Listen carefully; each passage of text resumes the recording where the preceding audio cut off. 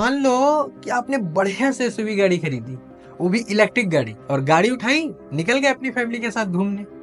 पहाड़ी इलाका था, सुनसान सड़क थी, बढ़िया रास्ता था, लेकिन कुछ लुटेरे लूटपाट के इरादे से आपकी गाड़ी पे छोटी सी टक्कर मारते हैं। ऐसे में आमतौर पर आप गाड़ी की स्पीड बढ़ाकर वहां से निकलने की कोशिश करेंगे, लेकिन क्या हो कि एक इस छोटी सी टक्कर से आपकी फुल्ली ऑटोमेटेड गाड़ी 1 इंच तक न बढ़े, क्योंकि शायद इस टक्कर से आपकी गाड़ी का कोई सेंसर खराब हो गया है। तो इस सिचुएशन में आप क्या कर पाएंगे? हाँ, इतना एक्सट्रीम तो नहीं, लेकिन एक एक्सीडेंट के सामने कुछ ऐसा ही हुआ था, जब महिंद्रा की ईवी B6 और डेटसन गो के बीच एक छोटी सी टक्कर हो गई थी। उस टक्कर में डेटसन गो को ज्यादा डैमेज होने के बावजूद भी वो बंदा गाड़ी स्टार्ट किया और लेके निकल गया, लेकिन B6 वहां से हिल तक न सकी। उसे टो करके सर्विस सेंटर ले जाना पड़ा, क्योंकि उसका कोई सेंसर डैमेज हो गया था। अब ये इंसिडेंट हमारे सामने एक बहुत बड़ा सवाल खड़ा कर देता है कि क्या ईवी रिलायबल है, कि क्या इतना ऑटोमेशन जरूरी है। अब ऑफ कोर्स ऐसा तो है नहीं कि डीजल और पेट्रोल की गाड़ियों में सेंसर यूज नहीं करे जाते हैं, लेकिन ईवीज को पेट्रोल और डीजल से बेटर प्रूव करने के चक्कर में कंपनियां कुछ ज्यादा ही फीचर ओवरलोड कर दे रही हैं। ईवीज इतना ऑटोमेट हो चुकी हैं कि उनका कंट्रोल ड्राइवर से ज्यादा गाड़ियों के पास रहता है, जिसकी वजह से इंसिडेंट्स बढ़ रहे हैं। और अब इंडिया में एक्सीडेंट की कमी तो है नहीं, नंबर 1 पर चल रहा है। यही कुछ 2023 की रिपोर्ट उठाकर देखेंगे तो 6.25 लाख एक्सीडेंट हुए हैं, जिसमें से 2.25 लाख लोगों की जानें गई। मतलब हर तीसरे एक्सीडेंट में एक की जान जा रही है। अब ईवीज लोगों में इसलिए पॉपुलर हो रही हैं कि वो डीजल और पेट्रोल के मुकाबले कम पोल्यूशन करती हैं। हालांकि ऐसा है नहीं, आपको इस वीडियो में आगे जाके पता पड़ जाएगा। चलिए एक बार के लिए मान लेते हैं कि ये पोल्यूशन कम करते हैं, इनकी पर किलोमीटर कॉस्ट कम आती है, ये ट्रांसपोर्टेशन और लॉजिस्टिक इंडस्ट्री का फ्यूचर है। लेकिन सवाल अभी भी वही है कि क्या ये रिलायबल हैं, वो भी इंडिया जैसे देश में जहां इलेक्ट्रिसिटी जनरेशन मेजरली कोल पे डिपेंडेंट है। लगभग 70% electricity coal based power plant से जनरेट होती है। और अब ऐसे में ईवीज पर शिफ्ट होना, वो भी ये बोल के कि ईवीज आर इको फ्रेंडली, क्या कोई लॉजिकली सेंस बनाता है? तो बने रहिए, वीडियो में एक एक चीज को डिकोड करेंगे।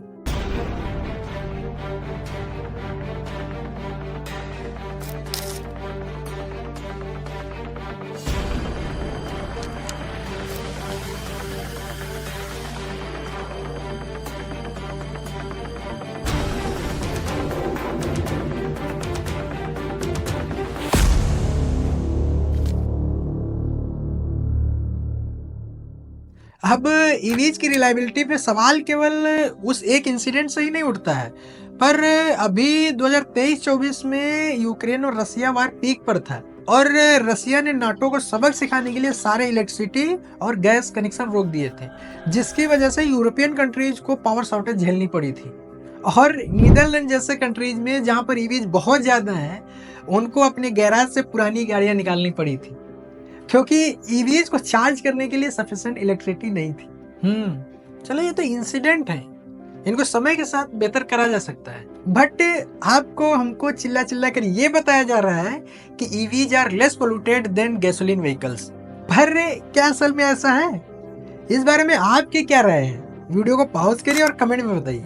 वीडियो में डीप डाइव करने से पहले थोड़ा ग्रीन हाउस गैस के बारे में समझ लेते हैं। इसको थोड़ा ध्यान से समझिएगा, क्योंकि ये आगे बहुत काम आने वाला है। ये जो ग्लोबल वार्मिंग की बात चल रही है, कहा जा रहा है कि टेम्परेचर बढ़ रहा है, ग्लेशियर्स पिघल रहे हैं, कोस्टल रीजन डूब रहे हैं। इसका मेन कारण क्या है? Only green house gases.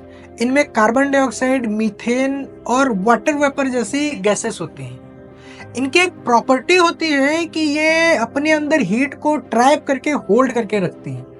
मतलब एटमॉस्फेयर में जितनी ज्यादा ग्रीन हाउस गैस रिलीज होगी, उतनी ही ज्यादा हीट ट्रैप होगी। तो क्या होगा? टेम्परेचर बढ़ेगा। अब ये समझ में आ रहा है कि अगर ग्लोबल वार्मिंग को कंट्रोल करना है तो किसी भी हाल में कार्बन डाइऑक्साइड को कम करना होगा। ये CO2 निकलती कहाँ से है?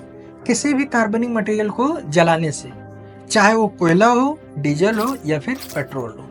चलिए वापस आते हैं अपने टॉपिक पर। क्वेश्चन था कि which vehicles are more responsible for pollution, electric vehicle या फिर गैसोलीन व्हीकल्स। हाँ, ध्यान रखिएगा, ये जो पोल्यूशन की बात कर रहे हैं वो ग्रीन हाउस गैसेस हैं। मतलब सबसे ज्यादा कार्बन इमिशन किसमें, ये जानने से पहले हमें ये जानना जरूरी है कि इलेक्ट्रिकल व्हीकल्स और ट्रेडिशनल व्हीकल्स की प्रोडक्शन कैसे हो रही है। अगर हम बॉडी के मैन्युफैक्चरिंग की बात करें तो दोनों की बनावट लगभग सेम है, दोनों का मटेरियल भी लगभग सेम है, तो उससे जो कार्बन इमिशन हो रहा है वो लगभग सेम होगा।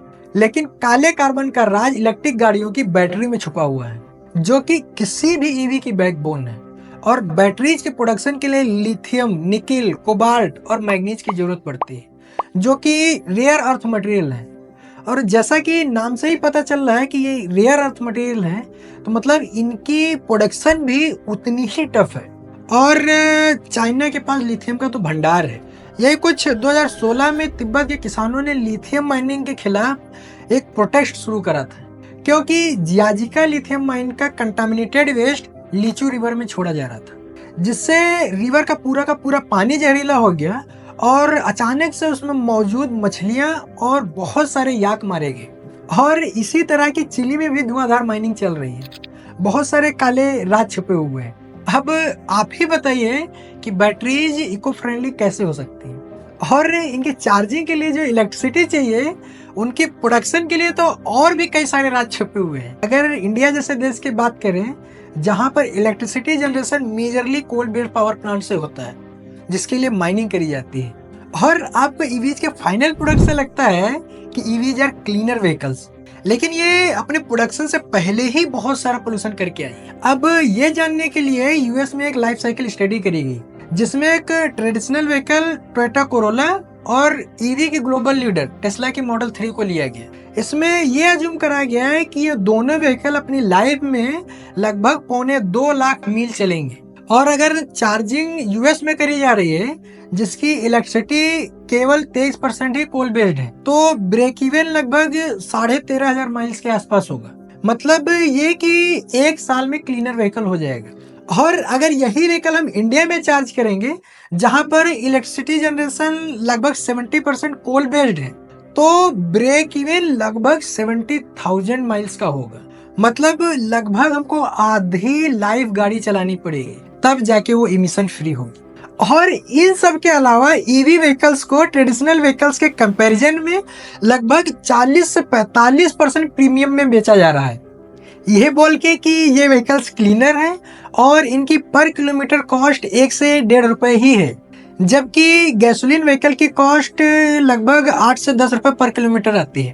पर क्या आप जानते हैं कि एक ईवी लगभग 50-60 किलोमीटर डेली चलाएंगे तब कहीं जाकर 5 साल में वो एक्स्ट्रा कॉस्ट वसूल हो पाएगी, और 5 साल में वो पैसे किसी भी तरह से वसूल कर भी लेते हैं तो अगले ही 1-2 साल में बैटरी रिप्लेस करने का समय आ जाएगा, जो कि गाड़ी के लगभग आधे दाम पर आएगी, और फिर उसे भी वसूल करते रहिए। तो फिर ऐसे में आपका कुछ खास फायदा तो है नहीं, लेकिन सेल्स एक्सपोनेंशियली इंक्रीज हो रही हैं। और अगर इंडिया की ही बात करें तो 2019 में 3% और 2024 में लगभग 7.5% ईवी की सेल्स है, और 2030 में लगभग 80% लोग ईवी पर शिफ्ट हो जाएंगे। मेन रीजन ये है कि यूएस ने ये साबित कर दिया है कि ईवीज आर क्लीनर व्हीकल्स, और इनकी पर किलोमीटर कॉस्ट भी बहुत कम है, और इसने सोलर पार्क डेवलप कर लिए हैं, और कोल पे डिपेंडेंसी बहुत मिनिमल है। एंड बैटरीज के प्रोडक्शन के लिए इनके पास लिथियम का रिजर्व भी सफिशिएंट है। And then advertised widely, and पूरी दुनिया में चिल्ला कर बताया है कि EVs are future of transportation and logistics. Second main reason है कि इंडिया में भले ही एनर्जी सेक्टर कोल पे डिपेंडेंट हो, भले ही कार्बन इमिशन के मामले में ईवीज फिट नहीं बैठते हों, लेकिन दिल्ली जैसे शहरों के लिए वरदान साबित होंगी, क्योंकि ईवीज से एयर और नॉइज पोल्यूशन बिल्कुल नहीं होगा। एंड थर्ड है कि इलेक्ट्रिक गाड़ियां अभी स्टार्टिंग फेज में है, टेक्नोलॉजी पर, एडॉप्टेबिलिटी पर और सोलर एनर्जी पर जोरों शोर से काम चल रहा है, और आगे गाड़ियां सस्ती भी होंगी और रिलायबल भी। इनकी सेल में हाइक भी दिखेगा और क्रूड ऑयल पर डिपेंडेंसी कम होगी। अब इस वीडियो को यहीं पर एंड करते हैं, लेकिन एक आखिरी सवाल के साथ कि अगर EVs he future of transportation and logistic है, तो फिर कंपनी लाइक टोयोटा और मारुति जैसी कंपनियां हाइड्रोजन टेक्नोलॉजी, एथेनॉल ब्लेंडिंग और हाइब्रिड टेक्नोलॉजी वाली गाड़ियां क्यों लेकर आ रहे हैं?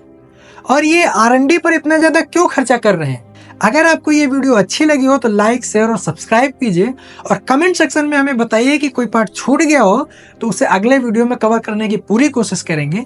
और अगर अभी तक चैनल सब्सक्राइब नहीं किया हो तो प्लीज़ सब्सक्राइब कर लें और साथ ही साथ बेल आइकन को भी दबा लीजिए, जिससे हमारे वीडियोज़ की अपडेट आपको टाइमली मिलती रहे। और बने रहिए हमारे साथ, मिलते हैं नेक्स्ट वीडियो में।